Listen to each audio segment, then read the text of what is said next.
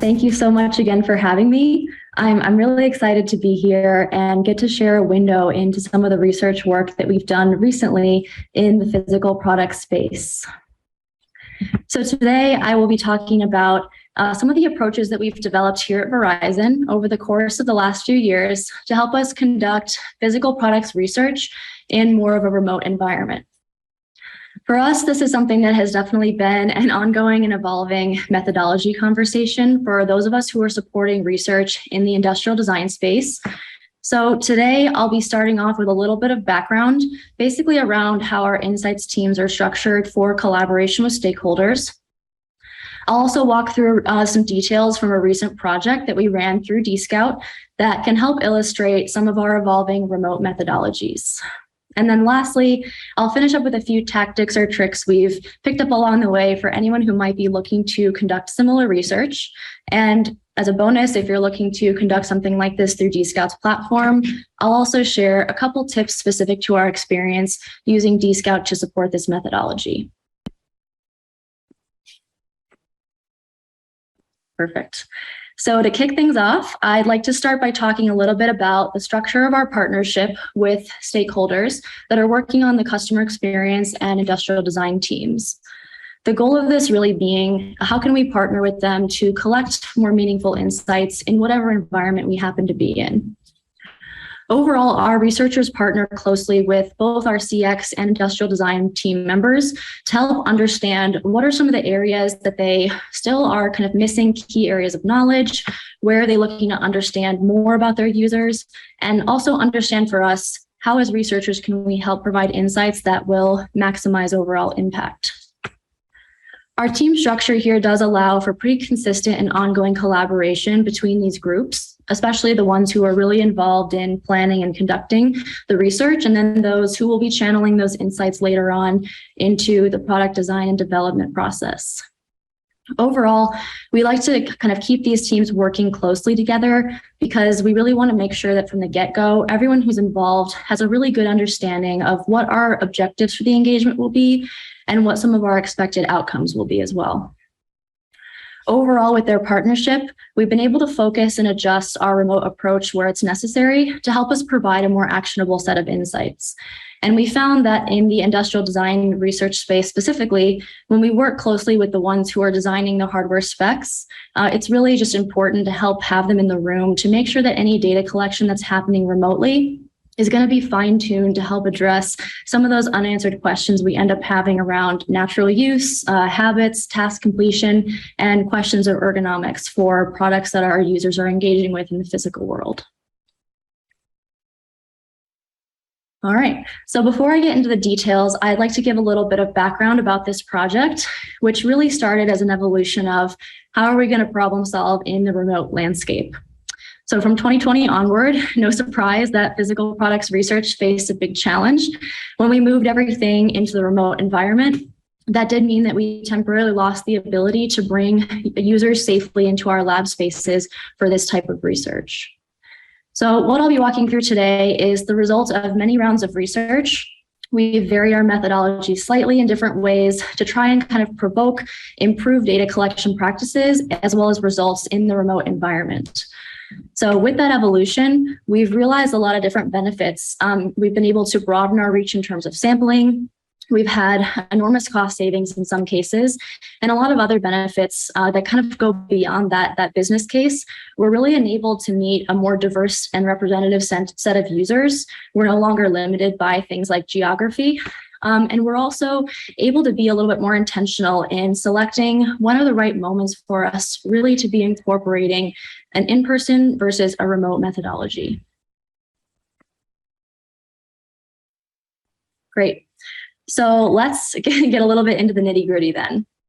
When it comes to adapting some of these typically in-person methodologies for the remote environment, the approach I've really found the most success with has involved shipping products or prototypes or things like that directly to our participants.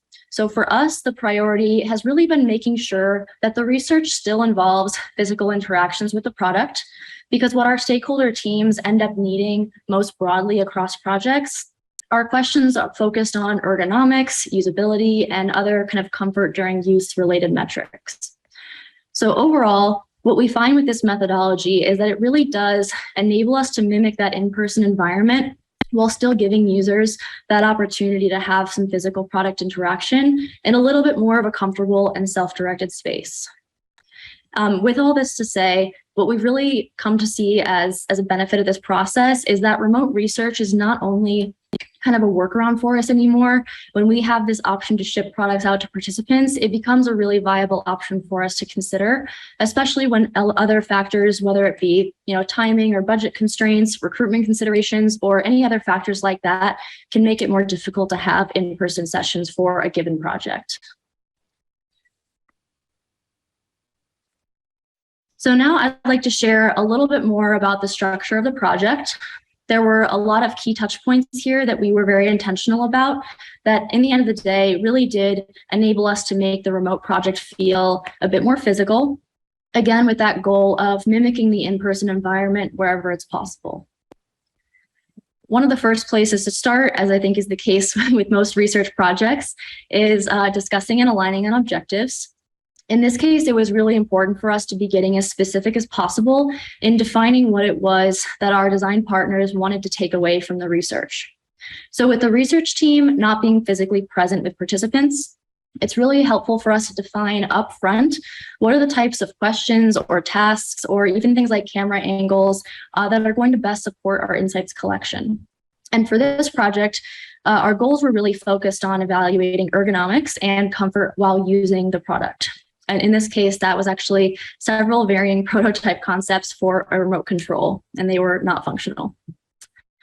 The next key piece of the planning process here ended up being a big additional benefit to our remote approach as well. So like I kind of touched on before, when we were able to remove willingness to travel for research from our kind of constraints to who we could invite to participate, there was a lot more flexibility for us in selecting some characteristics that mattered most for our sample and being really able to actually achieve that result in our sampling. And with the viable number of Scout applications that came through Dscout for this project, we ended up with a very representative sample, not only of our demographic characteristics, but also some of the other characteristics that we were prioritizing to help support some of those overall research goals. And as you can see from my little graphic on the bottom left there, once we had our Scout pool, we pretty much got right down to business in shipping out prototypes for the study. I will talk a little bit more about the logistics of that in a bit, but as it relates to mission structure, the unmoderated diary mission was our first component of this overall study. And we had designed a structure here that was meant to include several parts, but also several multi-entry requirements within the parts. Overall, the goal of this was to maximize video submissions wherever possible. And it was really important for us to be able to have artifacts that are capturing users handling the product in real time. So as the missions are open and we begin collecting submissions, this is what's leading us into the next phase of our work, which was inviting a smaller group of our diary participants to join in for some follow-up interviews. We built the discussion guide and we had plenty of support from stakeholders during that process, which is another benefit to be able to start to see some of those submissions rolling in, figure out what the early findings are looking like, and then making sure that all the questions that we still feel are unanswered through the diary portion can be prioritized for this follow-up discussion. And I would say as well, another benefit of moving into a live mission as a follow-up component here was really, like I said, our stakeholders had a little bit more of an opportunity to be involved in things like material creation and later on in observing the sessions in real time. So as we would do in an in-person session, we would make sure stakeholders had plenty of opportunities to observe the live conversations, and then they would often share, additional questions that would arise. Sometimes they would share camera angle suggestions for the moderator to explore in real time. And for this portion, we really ended up leaning on somewhat of a hybrid approach to the conversation. On one hand, we had the focus continue to be, let's explore some more questions contextually around what our users are seeing and experiencing with these prototypes. So that portion was a bit more on the exploratory interview style question. And then we had a second focus on extending the usability portion of the remote controls a little bit more.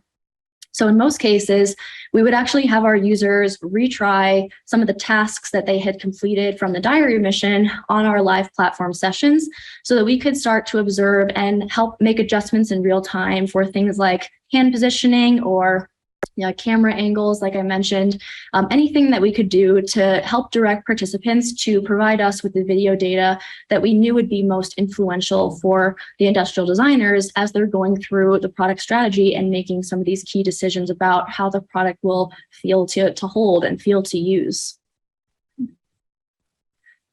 And then by the time we wrapped our data collection period and began diving a bit more into the synthesis process, there was one last benefit that I touched on a little bit before.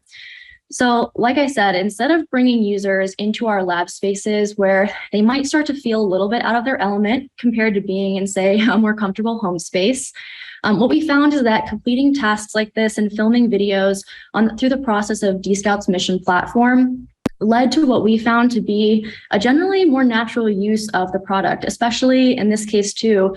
As you might recall, we had users working with non-functional prototype concepts for remote controls.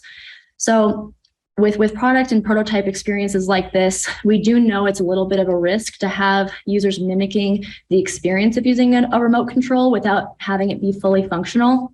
But that being said, directing them to be able to complete tasks in their own living spaces. And in many cases, we would suggest, completing tasks near a TV or near your entertainment setup. This is something that really helped us bridge the gap between using a prototype and having a similar functional remote control.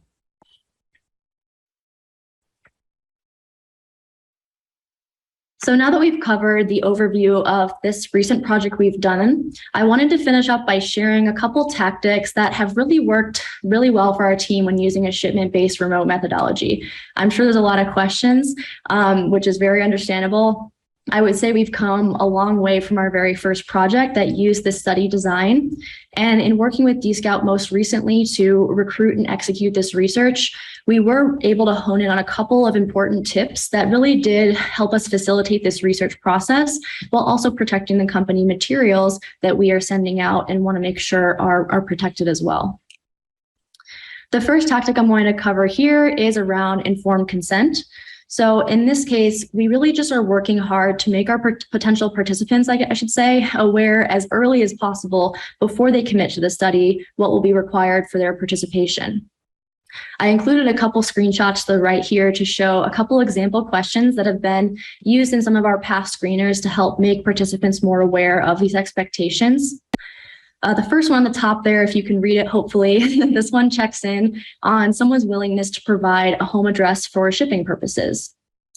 As I'm sure you can imagine, we really wanted to avoid anyone who wasn't aware of this in the beginning, changing their mind for privacy or other reasons after they've already accepted the mission invite. As far as we were concerned, this is going to help us keep a tighter timeline when it comes to the recruitment. We're not going to have to go back and re-invite any participants to join our study, and it would kind of speed along data collection as a result. The benefit really being that we can still incorporate that additional awareness and element of consent from our participants in the same process. Another thing we'd like to communicate early on, I would say focus more on expectations for use and return of the products or prototypes that we are sending them. So in our screener, we do detail questions like the one on the bottom screenshot here. This one basically explains what are the types of activities we will be asking participants to do. In other cases, screener questions we've also used have detailed expectations for product return shipment. We like to make sure that users know prepaid return labels are always going to be included, let them know to keep the box to kind of use for your return shipment. We like to provide as many details as we can around what is your additional effort going to be once the data collection period is over. And to that same end, we also want to make participants aware upfront that their mission incentive is something that is going to be paid out following the return of the research materials. We make this very clear upfront. So far, it's been successful in terms of how we've communicated with participants. And something else that we've done to make this a little bit easier as well is we'll offer our participants a way to illustrate that the product has been shipped, even if it's before it's been returned to us. For this most recent mission, the last task to complete was to share a photo of their shipping receipt from wherever they essentially had mailed their return.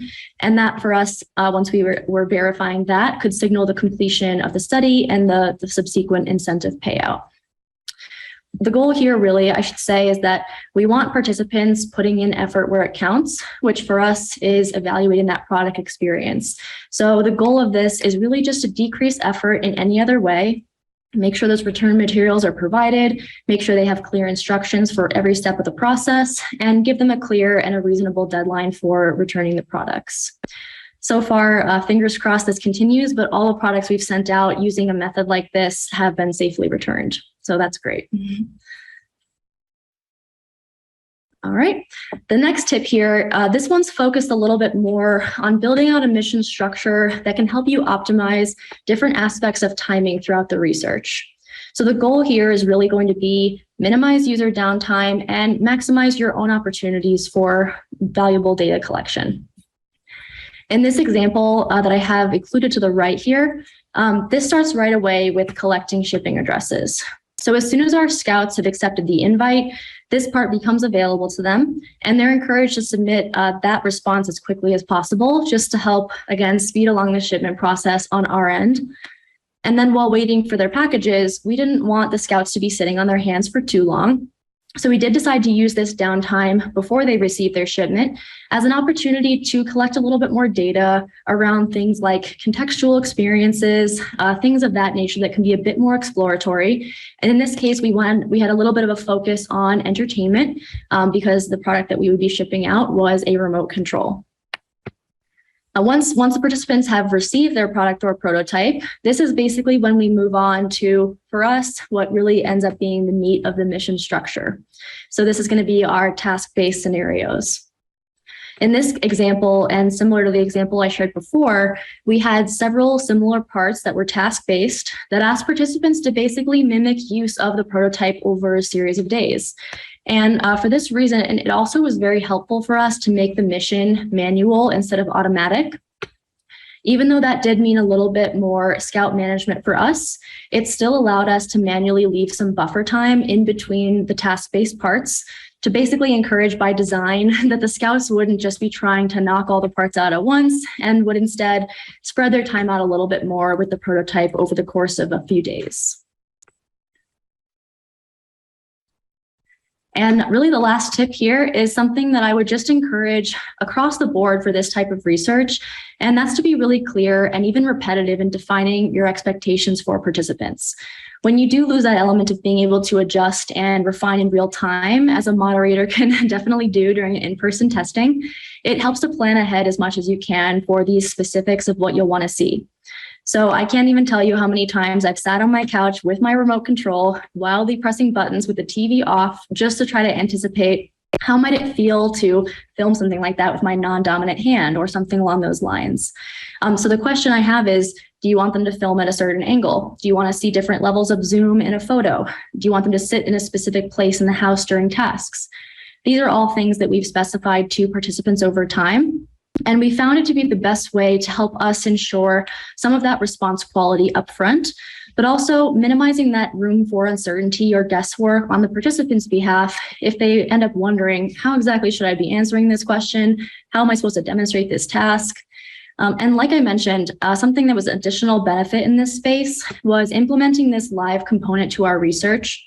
For the same reason here, we really wanted to have another opportunity to make the remote research feel a bit more like it does in person, with plenty of time to follow up on unanswered questions and direct them to do things in the moderated environment that would better serve data collection.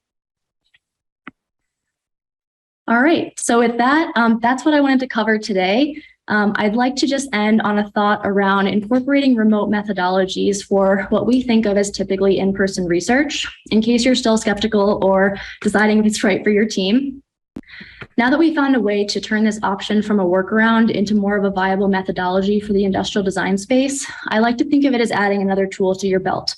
So there'll always be moments when in-person research is the right choice, whether it's objective or resource-based. And there's going to be moments when remote research is the more feasible option and allows for really workable insights creation.